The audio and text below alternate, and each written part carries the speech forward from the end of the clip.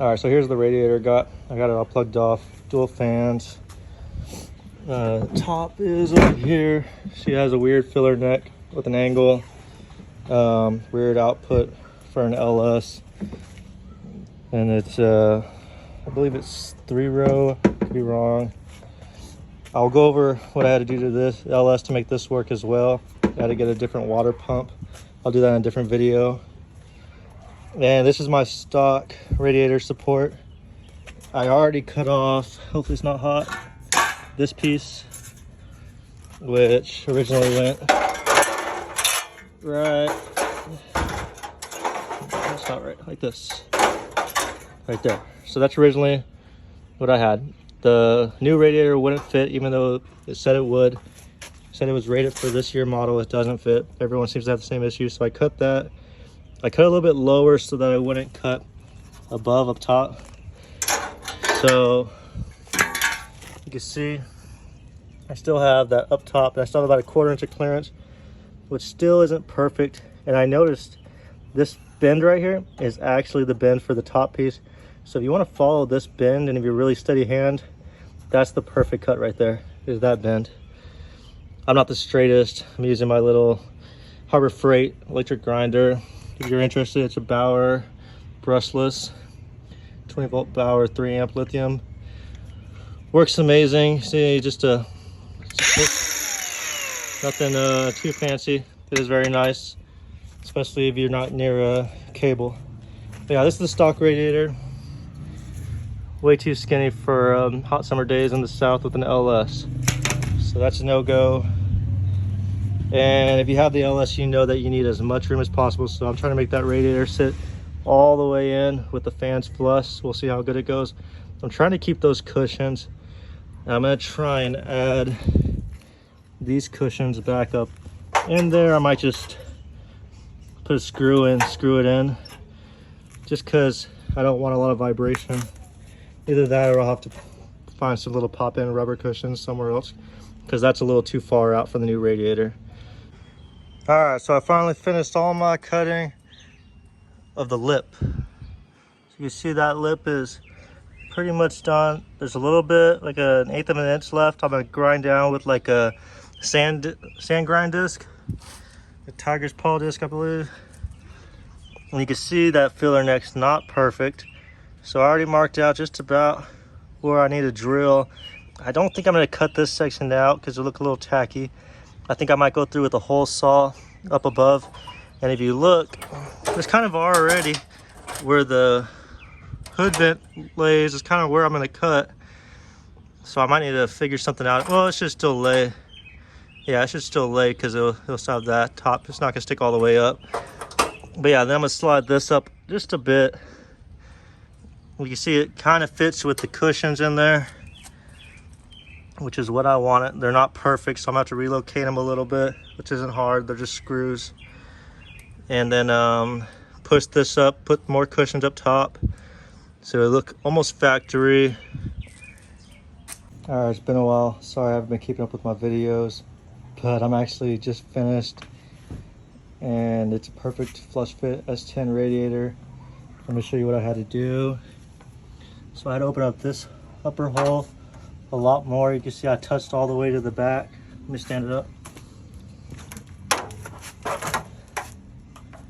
You see I had to cut all the way to the back, ended up doing a square, left this rubber to keep it, but you can tilt it up to take this off. When your hood props up, you get perfect access.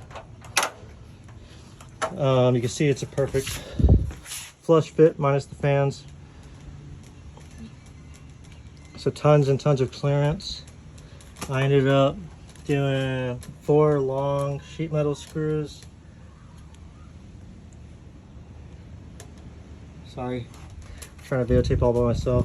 I just painted it flat black just to clean it up. I did reuse the rubber inserts that were originally on it. As you can tell, they're not perfect. I had to take the metal off and just jam it in. You see it's tight though. They don't wiggle at all. You can't pull them out, so they're super tight. The sheet metal screws sucked in really nice. This is just the $230, I think, D motor Corvette radiator from Amazon. So we'll see how good it actually lasts up. It's just cheap aluminum spray paint, so it's just flaky. But other than that, it's really good. I reuse these plastic, I'm just gonna call them louvers, from the old Radiator. This is down there. And I just cut it to fit so it didn't get caught with the hoses. And my mindset behind that is that when air is blowing across, it's coming in and shooting back into the fan and pushing it back in. Or that's just my mindset. I think that's how it works. So it's just keeping that airflow from just escaping. It's coming right back through, pushing it back through. I don't know. It might do absolutely nothing. If anything, it's just a cleaner look in my opinion. But it's tight, pulling it from the radiator itself. Just 4 about 2-inch long sheet metal screws so it hits both sides. And you see the gapping, almost none. If you wanted to, you could always hammer that piece in. But I like the gapping so far. It's really nice. This side was like kind of hit, I guess, before when I bought it. So it's kind of wacky. It'll get covered up by the grill. So hopefully everything still fits and aligns properly. So this is touching, you see it's scraping. Your core support won't have that issue hopefully, but mine did. You see I drilled holes for the bottom rubber pieces. Just pull these through. So those are actually the rubber stops down there. And I only drilled those, I didn't drill the top because it's a really tight fit, so you have to push the top in with it. You can see my sheet metal screws.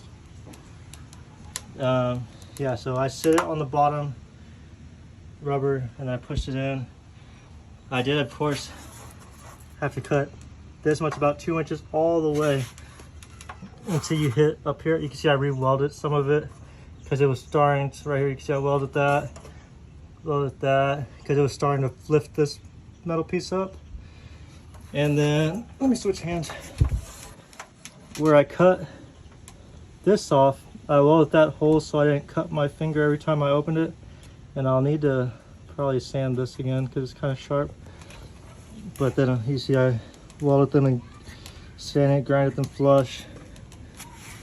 I had a few cut throughs. You can't see anymore. Right there was a cut through. I welded that flush. Just a cheap Harbor Freight welder, nothing special. This is super thin sheet metal, so you'll burn through. I had to put it down to like a setting 2 on the Harbor Freight welder, which is super low. Anything higher than that would burn through. And I just had to do light tacks, and then I was able to run a full weld. There's a few other places I cut through around here, but I weld it and sanded them flush. You can't really see anymore. There was like one right here, like one up here. But it ended up coming out pretty good. I'll show y'all when it's on the truck and post another video of it being installed. But super clean in my opinion. You do have to line it up to where both sides kind of fit properly. What I did is I pushed this as far back as I could to where this piece was touching that piece of metal. And that just was my alignment. It's not like, I didn't measure this at all. It's just, that's as far as I could cut with my angle grinder without destroying this piece of metal. So you'll play with it. You'll see how it sits. Very doable. Much cheaper than a $1,200 Holley or something like that. Perfect fit radiator. Plenty of clearance. I did have to get a different water pump. I'll put that link in the post too, to make so the hose didn't go all the way from there around to the regular truck style LS. Instead I got a water pump where the insert hose is on this side, if you can imagine. I'll post a link and a picture right after this. All right, have a good day.